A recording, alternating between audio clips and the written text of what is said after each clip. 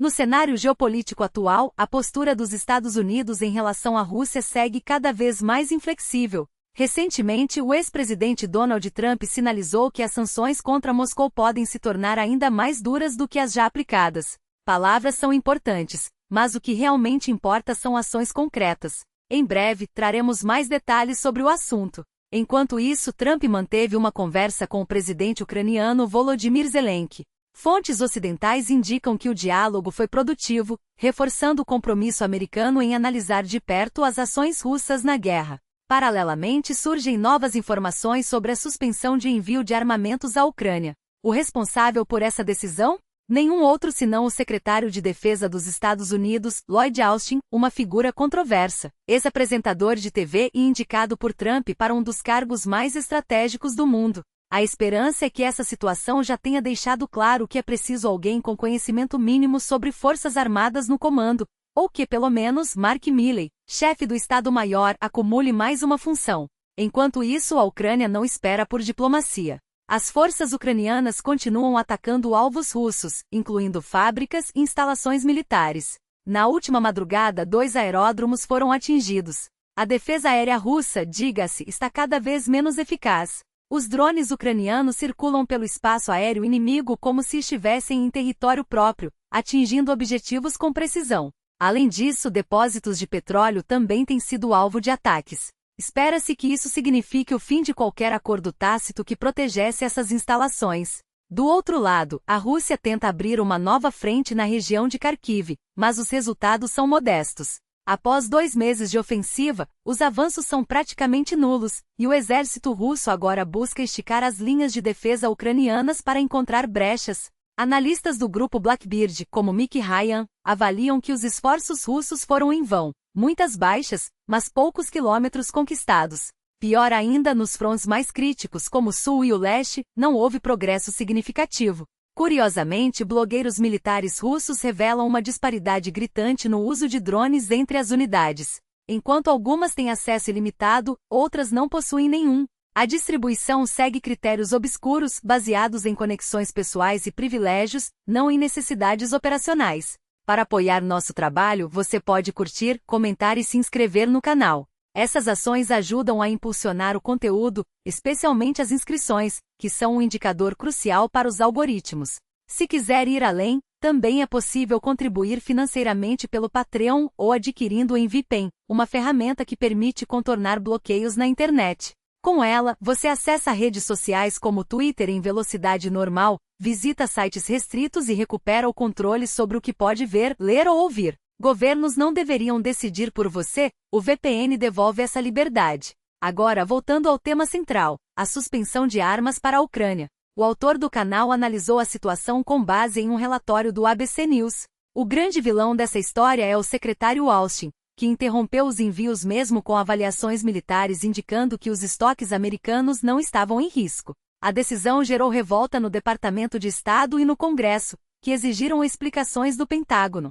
O democrata Adam Smith, por exemplo, afirmou ter visto pessoalmente os arsenais dos Estados Unidos e não encontrou sinais de escassez crítica. Segundo ele, a justificativa de estoques esgotados é apenas uma cortina de fumaça para enfraquecer o apoio à Ucrânia.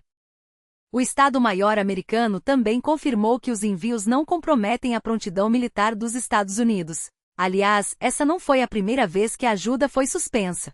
Em maio, houve outra paralisação não divulgada e, antes disso, uma terceira após um escândalo no gabinete. No total, são 4 interrupções, 3 delas ordenadas por Austin. Parlamentares investigam se essas ações violam leis de segurança nacional e tentam reverter a decisão. É hora de mostrar a Putin que o Ocidente está falando sério. Isso começa com o envio imediato das armas já autorizadas pelo Congresso para a Ucrânia, pressionando Moscou a negociar. Como declarou o republicano Michael McCaul, a administração Trump tem sabotadores, mas ainda não está claro em quem confiar. Resta esperar que o presidente ouça os generais. Felizmente, Ucrânia e Estados Unidos seguem aliados, embora a influência dos congressistas pró-Ucrânia seja um fator decisivo. Um grupo bipartidário de senadores e deputados enviou uma carta ao Pentágono exigindo a retomada dos envios. O senador Chris Coons, por exemplo, classificou a decisão de Austin como perigosa, especialmente quando a Rússia intensifica seus ataques brutais.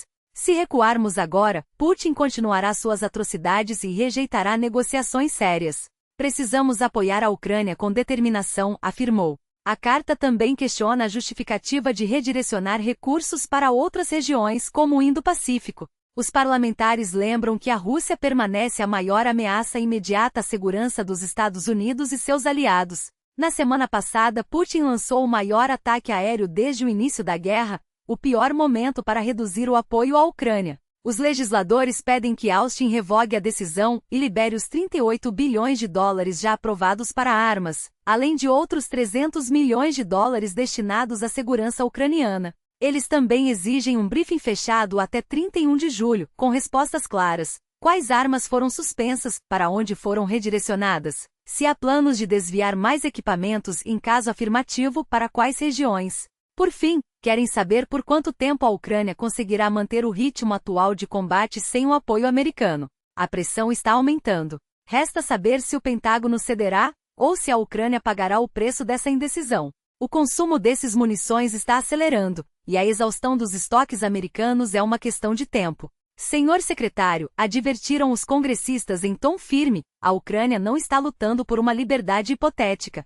Essa batalha está acontecendo agora, e é nosso dever fornecer as armas necessárias para sua defesa. O Congresso está pronto para autorizar financiamento e recursos para reabastecer os arsenais, preparando-se para conflitos futuros. Enquanto isso, o presidente Trump assegurou ao presidente Zelensky, em uma ligação na sexta-feira, que os Estados Unidos querem reforçar as defesas antiaéreas ucranianas diante do aumento dos ataques russos, segundo fontes ucranianas e um interlocutor familiarizado com o teor da conversa. Trump ouviu, fez perguntas e até demonstrou otimismo, mas não prometeu nada concreto. A chamada durou 40 minutos com foco quase exclusivo nas necessidades de sistemas de defesa aérea da Ucrânia. Um dos interlocutores revelou que Trump expressou preocupação com os recentes ataques russos, incluindo drones e mísseis contra cidades e linhas de frente, e afirmou que deseja ajudar, mas primeiro quer entender o que exatamente foi suspenso. Se Trump não estiver blefando, é possível que ele nem saiba das manobras obscuras que ocorreram nos bastidores do Pentágono.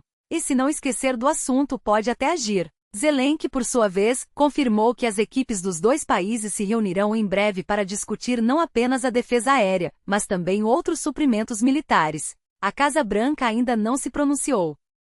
Enquanto isso, na Alemanha, o chanceler Olaf Scholz discutiu com Trump a possibilidade de fornecer sistemas de defesa aérea à Ucrânia, segundo Spiegel. A conversa abordou a urgência de reforçar as capacidades ucranianas contra ataques aéreos, mas Trump, mais uma vez, não assumiu compromissos. Fontes alemãs já haviam sinalizado que Berlim está em negociações intensas com Washington para viabilizar essas entregas, inclusive considerando a compra de equipamentos americanos para repassá-los à Ucrânia. Mas até agora tudo não passa de especulação. Enquanto isso, a Ucrânia aguarda não apenas a liberação dos sistemas Patriot, mas também dos mísseis que já estão parados na Polônia há dias. Pouco antes do briefing diário, Trump voltou a se pronunciar, e mais uma vez suas palavras soaram vagamente otimistas. Nós ajudamos e continuaremos ajudando. A situação é complexa. Veremos o que acontece, declarou aos jornalistas. Ele também reiterou seu descontentamento com as conversas anteriores com Putin, sem detalhar o teor das negociações. Falamos muito sobre sanções. Ele não gosta delas, claro, mas tem conseguido contorná-las. As sanções de Biden foram fáceis de driblar. As minhas serão mais duras. Talvez elas sejam implementadas. Ele sabe disso, é um profissional, afirmou Trump. Resta saber se essas palavras se traduzirão em ações, ou se continuarão sendo apenas promessas vazias. Do outro lado do mundo, o ministro das Relações Exteriores da China, Wang Yi, deixou claro ao chefe da diplomacia da União Europeia, Josep Borrell, que Pequim não pode permitir uma derrota russa na guerra contra a Ucrânia. Segundo fontes da CNN familiarizadas com a conversa, o raciocínio é simples: se a Rússia for derrotada, os Estados Unidos concentrariam todos os seus esforços em conter a China. A declaração, feita durante um encontro de 4 horas em Bruxelas, reforça a percepção de que Pequim prefere uma guerra prolongada na Ucrânia, um conflito que mantenha Washington distraído e enfraquecido. Wang Yi não foi explícito, mas suas palavras confirmam o que críticos da política chinesa já suspeitavam. Para a China, essa guerra tem um valor geopolítico muito maior do que admite publicamente. Durante a reunião, Wang Yi também teria dado uma aula de história a Borrell, comparando a situação atual com episódios do passado, um gesto que alguns diplomatas europeus interpretaram como condescendente. A postura chinesa, no entanto, não surpreende. Documentos apreendidos pelo Serviço de Segurança da Ucrânia revelam que componentes críticos de drones russos, como os Shahed, são fabricados na China. Peças com marcas de empresas chinesas foram encontradas em destroços de mísseis usados em ataques contra Kiev e outras cidades. Se a China realmente quisesse ajudar a encerrar a guerra, ela já teria parado de fechar os olhos para o fornecimento de tecnologia militar à Rússia. Mas, como sempre, Pequim joga em duas frentes, condena a guerra em discursos, enquanto alimenta o conflito nos bastidores. Fontes confiáveis revelam que as remessas chinesas abrangem uma parcela significativa dos componentes dos drones kamikazes russos. Desde os motores até a fibra de carbono que compõe as asas desses aparelhos, quase tudo é fabricado na China. Na prática, a única contribuição dos engenheiros russos para esses drones é a montagem final, e mesmo assim, entre aspas. Algumas peças chegam ao país disfarçadas de equipamentos civis como motos de neve, enquanto empresas chinesas, com nomes que soam como pseudônimos de startups, Beijing Xinhua, Dajian ou Morgan, operam como fornecedora-chave dos componentes dos Shahed. Seus sites, repletos de jargão corporativo e imagens de drones para uso agrícola, são um estudo de caso sobre como a hipocrisia se disfarça de neutralidade. O que torna essa situação ainda mais cínica é a ausência de consequências reais. Os Estados Unidos, distraídos por suas próprias crises internas, não impõem sanções eficazes. A Europa, por sua vez, hesita em confrontar Pequim, temendo perder seu maior parceiro comercial e um aliado confiável não por virtude, mas por ser o único ator global que até agora evita ações imprevisíveis. Enquanto isso, a China joga com maestria, condena a guerra em fóruns internacionais, mas garante que suas empresas continuem abastecendo o arsenal russo. Afinal, por que interromper um negócio tão lucrativo? A questão central, porém, é o que a China realmente ganha com uma derrota russa. Para Putin, uma derrota seria qualquer cenário que não resulte em ganhos territoriais, um cessar-fogo que mantenha as fronteiras atuais, por exemplo. Mas para Pequim, esse desfecho não seria necessariamente negativo. Uma Rússia enfraquecida, mas ainda de pé, permaneceria dependente da China, reforçando sua influência sobre Moscou. O verdadeiro pesadelo para os chineses seria um colapso total do regime russo. Uma derrota humilhante, seguida de instabilidade interna, poderia desestabilizar toda a Eurásia, ameaçando projetos estratégicos como a nova Rota da Seda. Felizmente para eles, esse cenário ainda parece distante. Por enquanto, basta não atrapalhar e continuar vendendo. O mais revelador, porém, são as declarações públicas dos representantes chineses. Quando o ministro das Relações Exteriores afirma que a China não tem interesse em prolongar o conflito, é preciso ler nas entrelinhas. O que eles realmente querem é um conflito controlado. Uma guerra que esgote a Rússia e a Ucrânia, mas sem levar a uma vitória decisiva de nenhum lado. Uma guerra que mantenha os Estados Unidos e a Europa focados na Europa Oriental, enquanto a China consolida seu poderio econômico e militar no Indo-Pacífico. Afinal, se a Rússia vencer rápido demais, Washington voltará sua atenção para Pequim. Se a Ucrânia vencer, a Aliança Ocidental se fortalecerá. E a China não pode permitir isso. É uma estratégia fria, calculista, mas brilhante em sua simplicidade. A China não precisa escolher lados, ela vende para todos. Vende componentes de drones para a Rússia, semicondutores para os Estados Unidos e equipamentos médicos para a Ucrânia. Ao mesmo tempo, restringe o acesso russo a seu mercado financeiro e pressiona por preços mais baixos nas commodities russas. Não há alianças eternas, apenas interesses. E o interesse chinês neste momento é claro, uma guerra prolongada que mantenha o mundo distraído enquanto Pequim avança. Isso não é paranoia, mas geopolítica pura.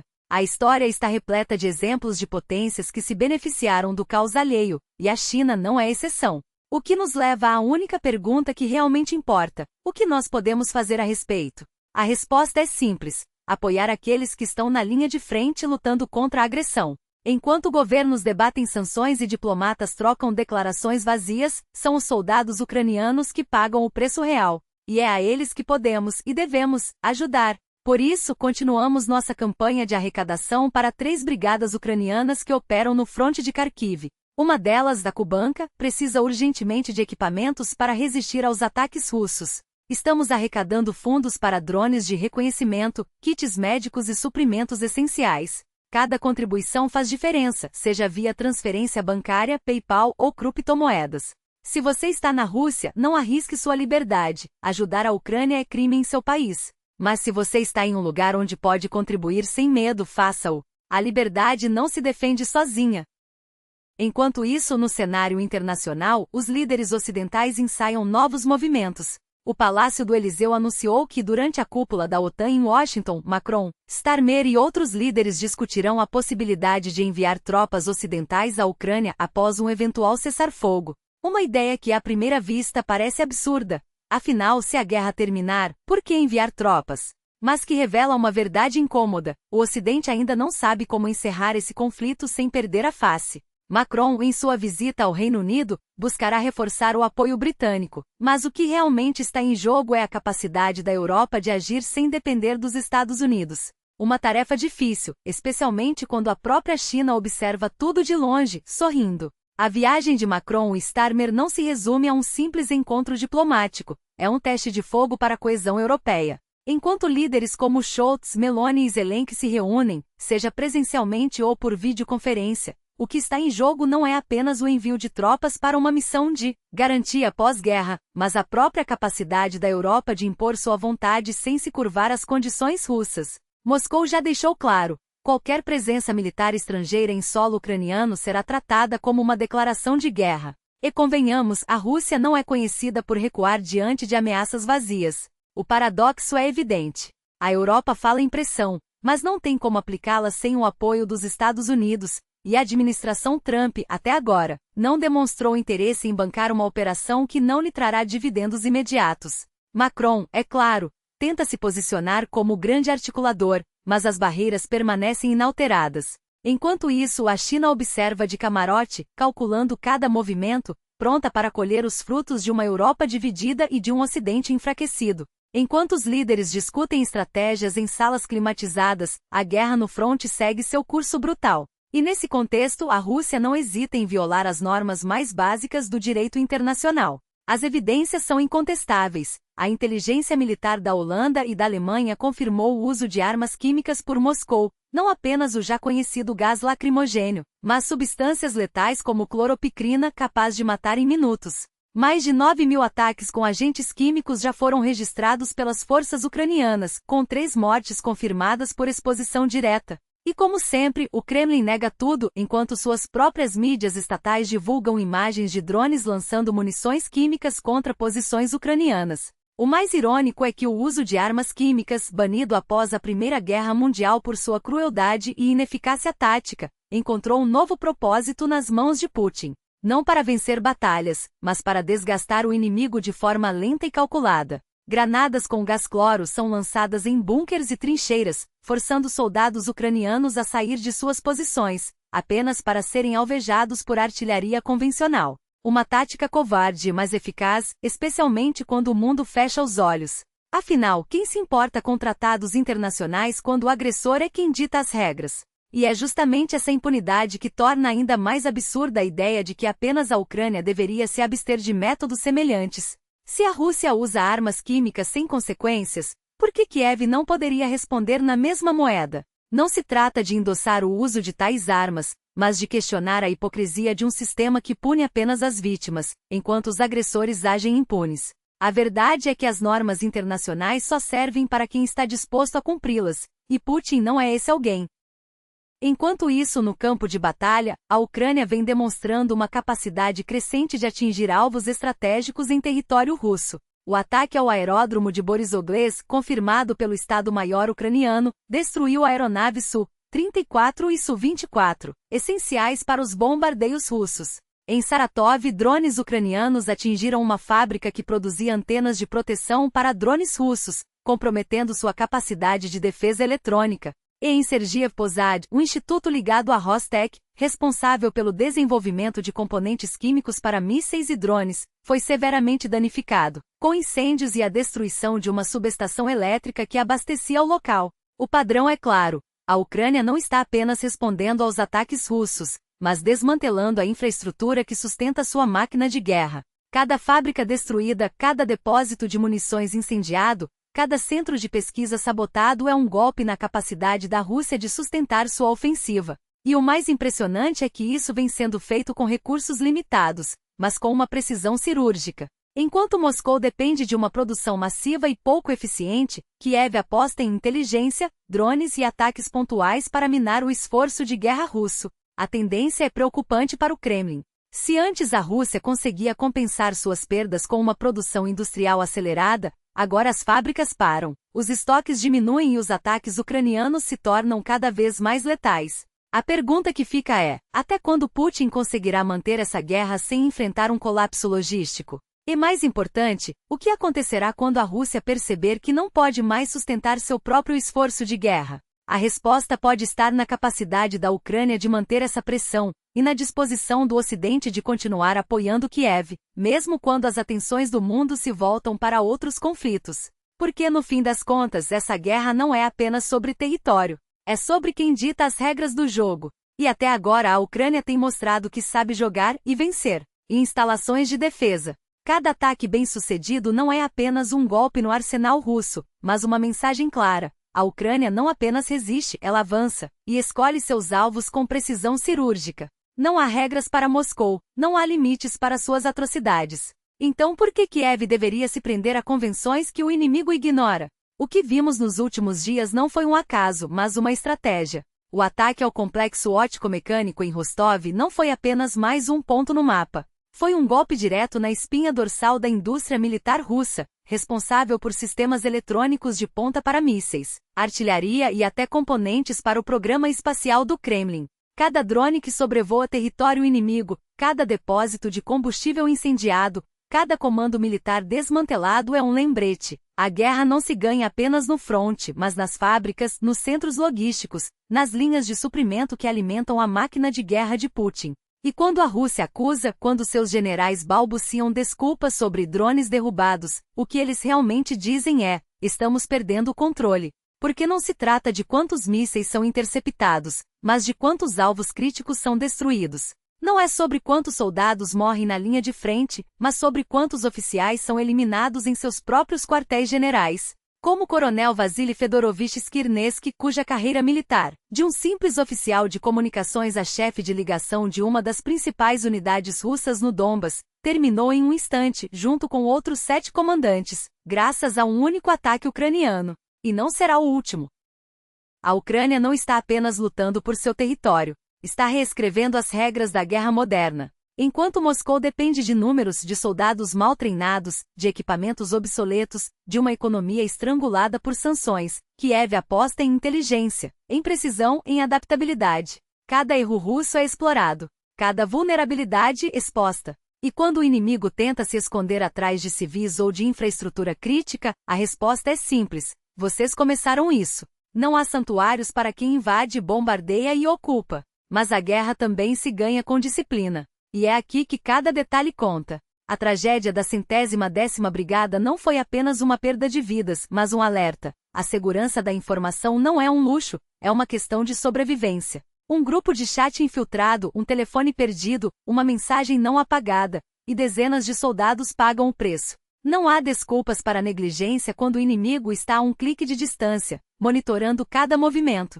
As regras são claras. Não se discute operações em grupos abertos, não se compartilham coordenadas, não se deixa um dispositivo sem proteção, porque a próxima brecha pode ser a última. Enquanto isso, no fronte a pressão aumenta. A ameaça de um cerco em áreas como Chasiv Yar não é apenas uma possibilidade, é uma realidade que se desenha a cada dia. Cada metro de território disputado custa caro, e a Rússia está disposta a sacrificar milhares para avançar centímetros. Mas a Ucrânia não pode e não vai ceder. Porque recuar agora significaria dar fôlego ao agressor, permitir que ele reorganize suas forças, que traga mais reservistas, que intensifique os ataques. E isso não é uma opção. O Ocidente observa, mas a Ucrânia age. Enquanto alguns ainda debatem o envio de mais armas, Kiev já as usa com eficiência, com determinação, com um objetivo claro: vencer. Não há meio termo.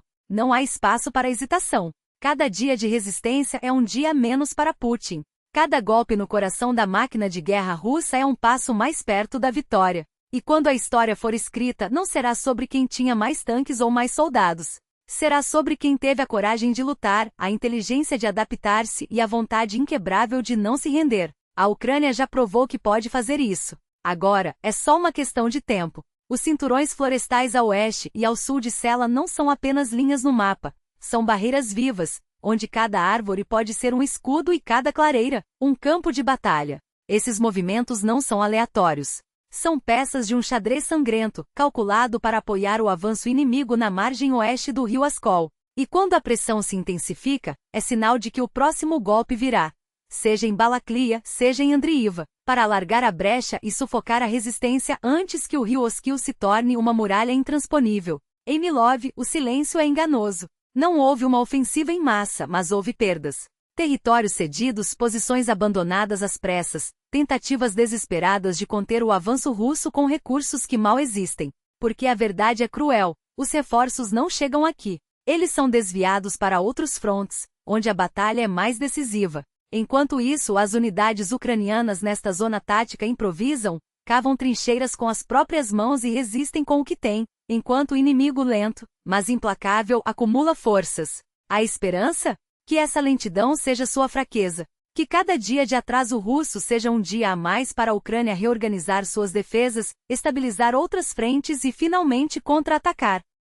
E então a Konstantininka. As narrativas russas falam em avanços, em pontes estratégicas conquistadas, em tropas rompendo linhas ucranianas como se fossem papel. Mas os fatos são outros. Os canais oficiais ucranianos desmentem, as posições resistem. Não houve ruptura, não houve colapso. O que houve foi mais uma tentativa frustrada, mais um ataque repelido com sangue e determinação. Porque no fim das contas a propaganda russa pode mentir sobre vitórias, mas não pode mentir sobre o terreno. E o terreno mostra uma verdade incômoda. Em meses de ofensiva, os ganhos russos são medidos em metros, não em quilômetros. A linha de frente em direção a Konstantinivka continua sob controle ucraniano, e cada tentativa de avanço custa caro, muito caro. Os números não mentem. Junho foi mais um mês em que a Rússia desperdiçou recursos, homens e tempo. Os avanços mais significativos? Em áreas periféricas de importância secundária. Enquanto isso, no Donbas e em Kharkiv, a estabilização prevaleceu. A Ucrânia não recuou onde importava. E embora a situação não seja ideal, longe disso poderia ter sido muito pior. A realidade é que o exército russo, apesar de todos os seus esforços, não conseguiu atingir nenhum objetivo estratégico. Suas vitórias são locais, temporárias, e muitas vezes revertidas em questão de dias. A máquina de guerra de Putin está emperrada e cada quilômetro conquistado custa mais do que o anterior. Mas não se enganem, a guerra não acabou. O verão traz novos desafios, e o inimigo não desistirá. As ofensivas continuarão, assim como as tentativas de romper as linhas ucranianas. Porém, a estratégia agora é clara. Não se trata de reconquistar tudo de uma vez, mas de sangrar o agressor até que ele perca a capacidade de atacar. Cada drone abatido, cada tanque destruído, cada soldado russo morto é um passo a mais rumo ao colapso de sua máquina de guerra. E enquanto isso, a Ucrânia fortalece suas defesas, desgasta o inimigo e espera o momento certo para contra-atacar, não com promessas vazias, mas com ações precisas. Os últimos meses provaram que essa abordagem funciona. As linhas de defesa ucranianas, reforçadas com minas, drones e artilharia, transformaram cada avanço russo em um pesadelo logístico. E o melhor, o inimigo não tem como sustentar essa guerra para sempre. Seus recursos são finitos. Sua moral frágil. Sua economia estrangulada. Enquanto isso, a Ucrânia tem algo que a Rússia nunca terá: a convicção de que está lutando pela própria existência. E essa convicção é mais poderosa do que qualquer tanque. E então, aos prisioneiros. Homens e mulheres que resistiram, que foram capturados, que sofreram nas mãos do inimigo, e que agora voltam para casa. Cada troca de prisioneiros é uma vitória silenciosa, um lembrete de que por trás dos mapas e das estratégias há vidas humanas. Há famílias esperando, há heróis que merecem mais do que medalhas, merecem justiça. E enquanto houver um único ucraniano em cativeiro, a luta continuará, não só nas trincheiras, mas em todas as frentes possíveis. Enquanto isso, do outro lado da linha de frente, a realidade é bem diferente. A máquina de guerra russa é um monstro disfuncional, onde os recursos são distribuídos não pela necessidade, mas pelo favoritismo. Os drones? Só chegam aos protegidos do comando. Os suprimentos? Muitos soldados dependem de doações ou compram com o próprio dinheiro. A logística é caótica, a moral é baixa, e a disciplina é mantida à base de medo. E os pilotos de drones russos? Trabalham com equipamentos precários sob ameaça constante, enquanto seus superiores os pressionam por resultados que não podem entregar. A guerra é assim, um jogo de contrastes. De um lado, uma nação unida lutando por sua liberdade. Do outro, um exército desorganizado mantido por coerção e mentiras. E no meio disso tudo, a Ucrânia segue em frente não porque é fácil, mas porque não há outra opção. Porque desistir significaria entregar o futuro. E o futuro, como sempre, pertence àqueles que têm a coragem de lutar por ele. Sociedade. São heróis na linha de frente, mas párias na volta para casa. A guerra expõe não apenas as falhas táticas de um exército, mas também as rachaduras profundas de uma nação que trata seus soldados como peças descartáveis. Enquanto o Kremlin gasta fortunas em propaganda, exaltando o sacrifício patriótico, os homens que realmente carregam o peso da batalha são abandonados à própria sorte. Não há glória em ser rejeitado pelo próprio país que os enviou para morrer. Não há honra em voltar para casa e descobrir que seu maior inimigo agora são os mesmos burocratas que prometeram apoio. E o que dizer dos que ainda estão lá nas trincheiras? Aqueles que, apesar de tudo, continuam lutando, não por convicção, mas porque não têm escolha. A Rússia os mantém reféns de um sistema que os usa até o limite e depois os joga fora. Os drones, as munições, os suprimentos básicos, tudo chega por meio de voluntários, de doações, de esforços individuais que o Estado deveria garantir. Enquanto isso, os generais brincam de guerra com números em planilhas, sem se importar com as vidas que se perdem na execução de ordens absurdas. E quando esses homens finalmente conseguem voltar, o que encontram? Portas fechadas, olhares desconfiados, empregadores que os veem como um problema, não como pessoas. Não contratamos veteranos, dizem, como se a experiência de sobreviver a um inferno fosse um defeito. Como se a coragem de enfrentar a morte os tornasse menos capazes de construir uma vida. A hipocrisia é gritante. O mesmo país que os enviou para a guerra agora os trata como se fossem um fardo. Mas o pior não é a indiferença. É a crueldade ativa. Os relatos de espancamentos, de humilhações, de comandantes que usam o medo como ferramenta de controle não são exceções, são a regra. Quando um soldado ousa reclamar, quando busca justiça, a resposta é violência. Isso é o que acontece com quem desafia a ordem, dizem, enquanto batem. E o mais assustador? Muitos desses vídeos são divulgados pelos próprios agressores como aviso aos outros, como se a impunidade fosse um direito adquirido. A Rússia não está apenas perdendo a guerra na Ucrânia, está perdendo a guerra contra sua própria humanidade. Cada soldado abandonado, cada veterano esquecido, cada vida desperdiçada é um lembrete de que o verdadeiro colapso não está no fronte, mas nas estruturas podres que sustentam esse regime. E enquanto o Kremlin finge força, a realidade mostra sua fraqueza. Um país que não consegue nem cuidar dos seus próprios filhos depois de usá-los como bucha de canhão. A Ucrânia, por outro lado, luta com o que tem, e o que tem é determinação. Não são drones de última geração ou suprimentos infinitos, mas cada recurso é usado com inteligência, cada vida é valorizada. Porque, no fim das contas, uma nação que respeita seus soldados não precisa forçá-los a lutar. Eles o fazem porque acreditam no futuro. E é por isso que mais cedo ou mais tarde, a vitória será deles. Enquanto isso, o que sobra para a sociedade russa? Um rastro de desespero, corpos quebrados e almas perdidas. Os que voltam não são heróis, são fantasmas.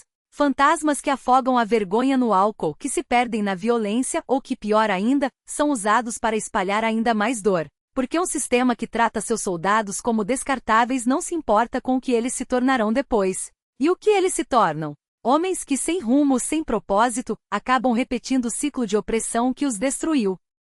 Se você ainda está longe desse pesadelo, fuja. Não dê nenhum passo em direção a essa máquina de moer vidas. Não se deixe enganar pelas promessas vazias, pelos discursos inflamados que só servem para encher caixões. A Rússia não precisa de mais soldados, precisa de menos vítimas. E você não precisa ser uma delas. O mundo já viu o que acontece quando homens são jogados em uma guerra sem sentido. Já viu as cicatrizes que ficam, as famílias destruídas, as gerações marcadas. Não seja mais um número nessa estatística macabra. Recuse.